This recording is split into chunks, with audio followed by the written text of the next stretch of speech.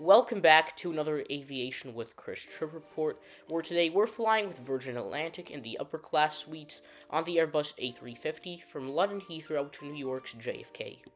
Virgin Upper Class seems like a really fun business class experience, and I'm excited to fly it for the first time. Virgin Atlantic uses Terminal 3 at London's Heathrow Airport, where upper class passengers can use the dedicated upper class wing to check in for the flight. Your car will pull up to a gate where you'll have to put in your flight information before driving along the ramp. The dedicated upper class wing staff will handle all of your bags and you won't have to lift a finger when you arrive. Note that the upper class wing here is exclusively for Virgin Atlantic upper class passengers and Delta One passengers, as Delta and Virgin Atlantic hold a special partnership. You would not expect to arrive to the airport in style, however pulling up to the upper class wing almost feels like arriving at a 6-star hotel. Inside to the left, you'll find a dedicated Virgin Atlantic upper class check-in counter, and to the right is some comfortable seating as well as the bathroom. The red seating truly embraces the Virgin vibes, and it almost feels like the pre-lounge. You can easily relax here if you're not ready to make your way through security just yet. There's also a table of drinks, however I was very happy to see a model of the Virgin Atlantic A350 and 787. There is a dedicated security checkpoint for Virgin's upper class passengers, however it puts you in the main area of the terminal and does not take you directly to the lounge. From security, simply follow the signage right for Lounge H, which is the Virgin Atlantic Clubhouse. You'll have to walk through the duty-free area, and then you'll find yourself along the corridor where all of the lounges in T3 are located. The Virgin Atlantic Clubhouse is located right above from the American Airlines Admirals Club. You can take either an elevator or a set of stairs to reach the lounge. I, however, took the staircase, which felt rather quite grand. Immediately upon getting up to the main level of the clubhouse, you'll notice the front desk area where you'll be able to check in. Near the entrance of the lounge was also a little museum area, which displayed the history of Virgin's cabin crew uniforms over the years. Making your way into the main area of the lounge, the clubhouse is incredibly stunning. It truly embraces the fun and party-like Virgin vibes, and feels like an area in which you truly want to spend a lot of time in. I love the modern ceiling and the light fixtures, as well as the fun carpet and flooring, which give the space an overall modern vibe. Whether you're looking to read, relax, eat, or socialize, there's something for everybody in this lounge as far as the seating variants go. The clubhouse features its own restaurant, however you can order food directly to any seat in the lounge via the QR code, so you don't necessarily have to eat at the restaurant. It was very easy to find an open and comfortable seat when in the clubhouse. There are a couple of cozy, comfortable sofa areas, as well as some lounging chairs where you can watch TV. The center focal point of the Virgin Atlantic Clubhouse is the stunning bar, where you're able to enjoy a pre-flight drink prior to flying. You'll find a very extensive selection here of beverages and non-alcoholic beverages. Near the bar are lots of comfortable seating areas, however this area felt to be a bit more busy. There were a lot more people sitting down here at the central area of the Virgin Lounge. Behind the bar are stunning red panels that truly give a great accent. All of the furniture here is well upholstered. There are several interesting seating options here, and you can literally spend your entire visit in the lounge simply browsing all of them. During my travels, I've visited countless airport lounges, however I've never visited any with these many interesting options. You'll even find egg-like chairs that can swing. I was really happy to find a model of a Virgin Voyages ship. What a nice way to show off all of the Virgin brands. Near the back area is a hot yoga studio where you can engage in a yoga session or use Peloton gym equipment. It's a very peaceful area of the lounge where you can stretch or grab a workout. There are mats, yoga blocks, weights, as well as water to stay refreshed. After going for a stretch, you can refresh in one of the bathrooms, which are stocked with Ren skincare products. They're very clean and kept quite comfortable. The lounge also offers shower suites. I found the water pressure and temperature to be quite great and enjoyed myself in here. While you're showering, there are storage lockers where you can keep your belongings. Adjacent to the shower suites is the relaxation area where you can grab a nap. There are a couple of beds, couches, and sleeping areas here, making it quite easy to relax, as it's also secluded from the rest of the lounge. Note that you'll have to make a reservation to use the sleeping pods or the showers. The Virgin Atlantic Clubhouse has got lots of seating overlooking Terminal 3's gates. There are views for days, and one of the great things about Heathrow is that you're able to spot aircraft from a variety of airlines. If you make your way towards the very left end of the lounge, upstairs you'll notice the games room. There's a shuffleboard, as well as a couple of interesting items on the shelves. However, not many people know what's one level up above from the games area. I introduce you to the garden, which is an outdoor terrace here in the Virgin Atlantic Clubhouse, where there's some seating and you can enjoy the views of aircraft. Well guys, the Virgin Atlantic Clubhouse, truly such an incredible space, but the best part, it doesn't get better than this terrace. The smell of jet fuel, the sound of aircraft taxiing in the distance. I really enjoyed my visit here, but now it's time to go and board our Virgin Atlantic A350, which is parked somewhere in the distance. Our gate for today's flight, VS 137, is Gate 7. It's about a 5 to 8 minute walk from the Virgin Clubhouse. Upper class passengers receive Sky Priority boarding. The queue was somewhat packed, as there was a minor security screening prior to boarding the aircraft. Our plane for today's flight is Golf Victor Romeo November Bravo. This aircraft has been flying with Virgin Atlantic ever since September of 2020 when it was delivered. It's also worth noting that Virgin has special names for their aircraft, this one being Purple Rain.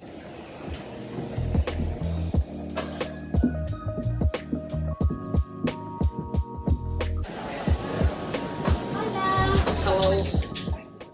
On the Virgin Atlantic A350, the upper class cabin features business class seats arranged in a 1-to-1 configuration, offering direct aisle access. I love the fun clubhouse-inspired purple mood lighting that's displayed in the cabin upon boarding. The white seat walls, rose gold accents, and minor touches of red really define the cabin and make this feel modern. Business class is also in one cabin on this aircraft, giving off a more exclusive feel. The seats are incredibly big, spacious, and comfortable, even for a flight that's longer than this one from London to New York. But now, let's settle into my seat for today's journey across the pond, 9 Alpha. It's a window seat on the left side of the cabin that faces closer to the window. There's plenty of legroom in the seat, as well as a pretty decent amount of storage. Let's go for a tour of our suite, starting with the IFE display, which can be pulled towards you with the push of a button. It can be controlled by using the touch screen, or you can pair your phone directly with the IFE to control it. Note that the IFE screen is reflective, so it may work better when the window shades are down. Beneath the IFE screen is the leg rest, which serves as the ottoman, and you can easily stretch your legs out in flight while sleeping. This houses the bedding set upon boarding, which includes a plush mattress topper, as well as a blanket for the in-flight bedding. Adjacent to the ottoman is the in-flight literature pocket, as well as a universal and USB outlet. There's room for some storage in here. Making your way up is where you'll find the side table for beverages, as well as the seat controls and buttons to control the suite lighting and IFE volume. There's a second USB outlet and headphone jack, as well as a storage cubby. Next to the storage cubby is an adjustable reading light. The seat does not feature an adjustable headrest, however I appreciated its comfort and the winged seat walls. There's also an adjustable armrest and a privacy door, although the door only slides partially across, so it's more like a divider. In addition, the tray table releases with the push of a button, and in the tray table compartment is room for some storage. The tray table is a very big size and serves great for any activity you could possibly need to do in flight. With the choice of champagne, orange juice, or apple juice, pre-departure beverages were offered shortly after boarding. Provided in the tray table pocket is a bottle of still water. Provided on the seat upon boarding is a plush pillow. You'll also find the goodie bag at each seat, which is an amenity kit that emphasizes recycling over reuse. While its package isn't great, the contents are truly excellent quality. You'll find Ren skincare products, as well as other offerings such as socks, an eye mask, a dental kit, and earplugs. And provided in the in-flight literature pocket is Virgin Atlantic's in-flight Vera magazine, a safety information card, and the air sickness bag.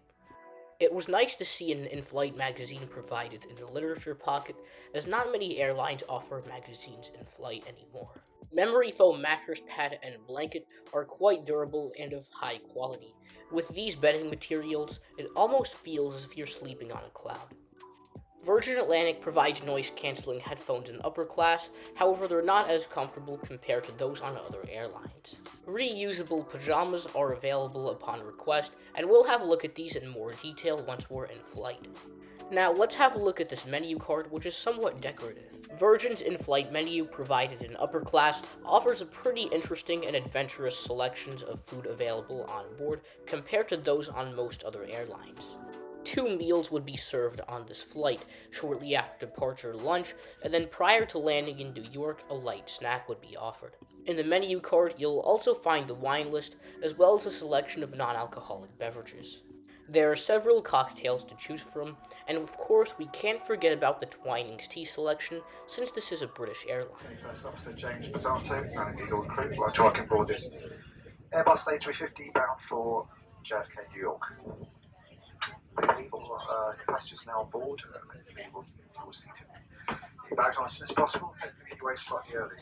Pretty good flight time today, 7 hours and 18 minutes, which should get us ahead of schedule. Aboard Virgin Atlantic, thank you for flying with us today. You're no doubt keen to lose yourself in our dazzling world of entertainment, but first we're going to show you a safety film, and we'd like you to give it your full attention. It's really important that you watch and understand. The aisles and exits need to be kept clear. So, if there is anything you haven't put in the overhead lockers, put them under the seat in front of you. Securely fastened. If it isn't, push the two ends together and fit. Get your mask first before helping anyone else with theirs.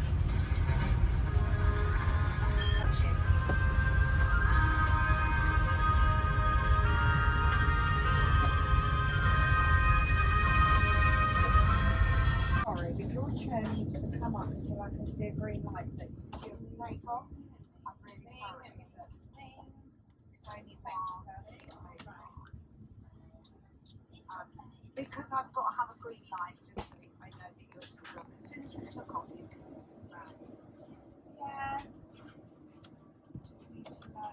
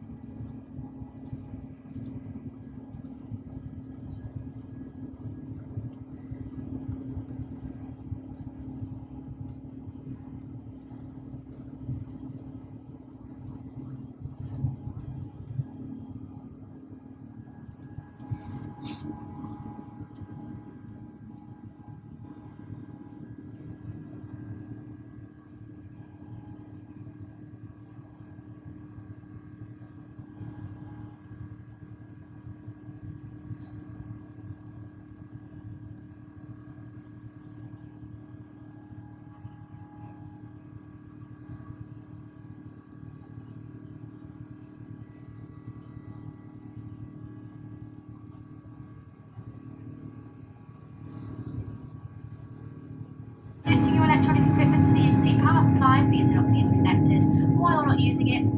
If your device becomes hot or produces smoke or flames or falls into seat structure, do not move the seat position and inform a crew member immediately.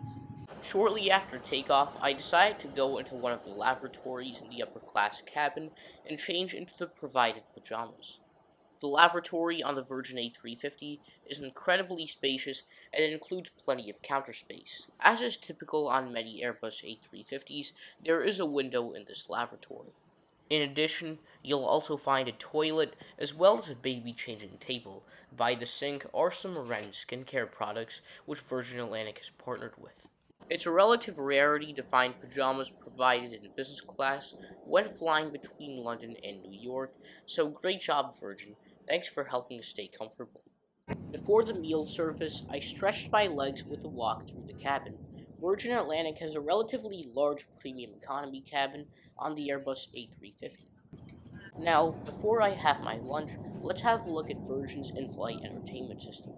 There are special tabs, including a dedicated slot for kids' entertainment, as well as selections of movies, TV shows, and audio options. As far as the movie selection goes, you can view several new releases, and there are various genres to choose from to enjoy during the flight. The moving map is powered by FlightPath 3D. Hot towels were then handed out. I was also offered some crisps as well as a post-departure beverage, for which I opted to have the Flamingo non-alcoholic cocktail. I love how Virgin presents the food restaurant quality without it being served on a tray. The placemat really elevates the experience. Fun fact, Virgin's placemat used in upper class is actually shaped like the cockpit window. Provided on the side is a dedicated wooden tray for bread, along with butter, as well as salt and pepper shakers, which Virgin Atlantic encourages you to pinch. The salt and pepper shakers are specially shaped like engine fan blades. This curried cauliflower soup was truly a great way to start off today's lunch festivities. I had pre-ordered the pumpkin girasoli as my entree, which was one of the best in-flight pasta dishes I've ever had. The pistachio and mint pesto was nice and refreshing, and it really paired well with pumpkin and cheese. I wrapped up the meal with the dark chocolate and morello cherry delice, which was served with vanilla cream and blackberry. It was really good and quite decadent as well. The upper class suite's bed is quite wide and comfortable. My body never felt restricted while sleeping, and I was able to enjoy a solid amount of sleep on this flight. However, I wish that there was a bit more privacy, maybe perhaps having an actual privacy room.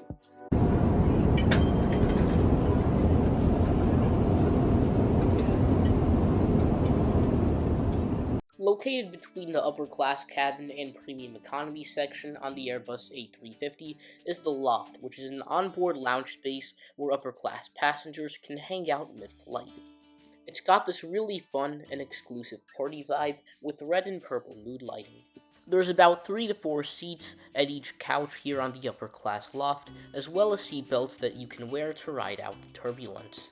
Flight attendants won't keep you waiting here, as they'll ask you if you'd like anything to eat or drink. A snack basket was available with some healthy and unhealthy snack items. At the loft, you'll also find a TV where you can view the tail camera.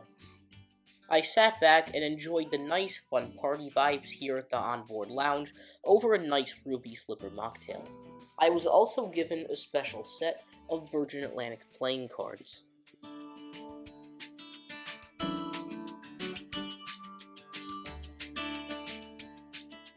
Small cups of mint chocolate chip ice cream were handed out mid-flight. The loft is a great space to work, socialize, or relax. There are charging ports underneath some of the seats where you can charge your device. Shortly before arrival in New York, I returned to my seat and the pre-arrival meal was served. I opted for Virgin Atlantic's afternoon tea, which was somewhat festive since I took this flight after Christmas. It included a scone and fruit tart, served alongside clotted cream and jam, and as far as the beverage goes, I opted to have a mint Christmas tea. There's only one other airline that's known for offering afternoon tea, and that's British Airways. However, I have to say that Virgin does it a lot better. Routine from here takes us all the way down Long Island for our approach onto runway 22 left and southwesterly runway in JFK. Nice evening down there, winds are from the west up to about 20 miles an hour, and the temperature is 12 degrees Celsius, it's around about 54 degrees Fahrenheit. Should be touching down in JFK in just under 50 minutes from now. That's 6:30 local time. Now, before we arrive at New York's JFK, let's discuss my overall thoughts on Virgin Atlantic's A350 upper class. From this flight, it's fair for me to say that I found my new favorite European airline. Virgin Atlantic offers such a fun and exciting experience in business class that many other airlines don't provide when crossing the Atlantic. The upper class wing and clubhouse really made for a great start to my flight experience with Virgin Atlantic. I love the Virgin Clubhouse for its fun mood and vibe, and there are tons of incredible food options, as well as plenty of seating spaces to enjoy throughout the lounge. On board, Virgin's upper class suites are quite spacious and comfortable, and offer a pretty decent amount of privacy. However, I do wish that there was an actual sliding door, as well as some more solid storage options. However, the cabin is really stunning, with neon purple mood lighting and white finishes. The onboard loft is also a great addition to the upper class cabin, and it's really nice to have an onboard lounge or social space on a twin-jet aircraft. Besides the A380, lounge spaces on aircraft are honestly not that common, and this one was quite nice. As far as the food offerings on board go, Virgin Atlantic is certainly up there with some of the best business class food I've ever tasted. Although it's presented restaurant style, and I love the incredible presentation, I wish that they offered dine on demand, which would truly make this feel a lot more exclusive. Now, let's talk about in-flight entertainment. Virgin Atlantic offers a pretty good selection of in-flight entertainment, however, it's certainly not as impressive compared to other airlines flying between London and New York, such as American and Delta. But what I will say is that Virgin's IFE is much better than that of British Airways. There are plenty of movies to choose from, as well as a variety of audio and music options. I was also very impressed with the amenities provided to Virgin Atlantic upper class passengers. While the standard business class offerings included things such as a goodie bag and plush bedding, my personal favorite amenity offered today in upper class were probably the Virgin Atlantic pajamas. It's a relative rarity to find pajamas provided on a transatlantic flight, or even in business class for that matter. However, the absolute best part of this Virgin Atlantic upper class experience was not the loft, seat, or the Virgin Atlantic clubhouse, but rather the in-flight service. The flight attendants really seemed passionate about what they did from start to finish, and really made the experience feel all that much better. The cabin crew on this flight were quite funny and acted professional as well. I was able to exchange several meaningful conversations with them. As far as booking a Virgin Atlantic upper class ticket goes, there are several ways to do it. Round-trip flights between London and New York start at around $3,500 to $4,000 in cash. You can also book Virgin Atlantic upper class using your points and miles through a variety of programs such as Virgin Atlantic Flying Club, Delta Sky Miles, and Air France KLM Flying Blue. Virgin Atlantic now uses a dynamic award pricing method, meaning that rates can vary based on the day of travel. A round-trip Virgin business class flight from London to JFK can cost somewhere between $28,500 and $58,000 Flying Club points. In addition, you'll also have to pay taxes and fees. Now, the good thing about Virgin Atlantic Flying Club is that you can transfer several points over there, including American Express membership rewards, Citi Thank You rewards, and Chase Ultimate rewards. Note that Delta Sky Miles will charge a lot more compared to Virgin Flying Club, so it's best to book directly through Virgin Atlantic for this. But if you find yourself at the pointy end of a Virgin Atlantic A350, you're going to have such a fun and unforgettable time.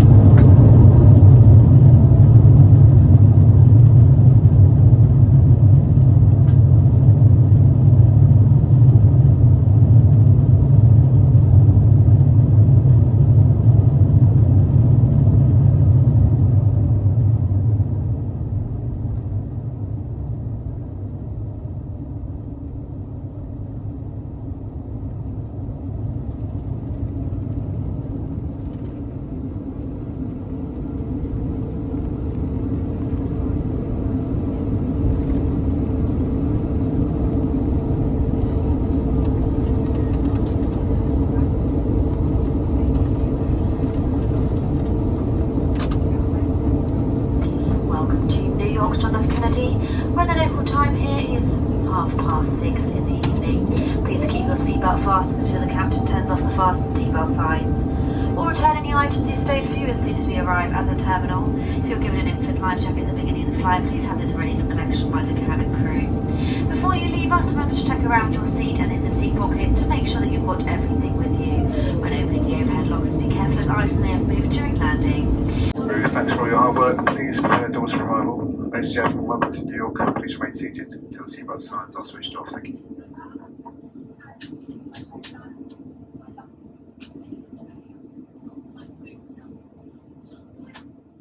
We arrived at JFK's Terminal 4 about 20 minutes ahead of schedule. I was happy to finally fly with Virgin Atlantic back home to mark the end of this amazing European trip. If you'd like to see more content from this trip to Europe at the end of 2024, then I highly recommend checking out our review of Delta One suites aboard the Airbus A350-1000 which we took from New York to Paris. That video is linked down in the description below, and I'll see you guys there as well. But until the next time, safe travels.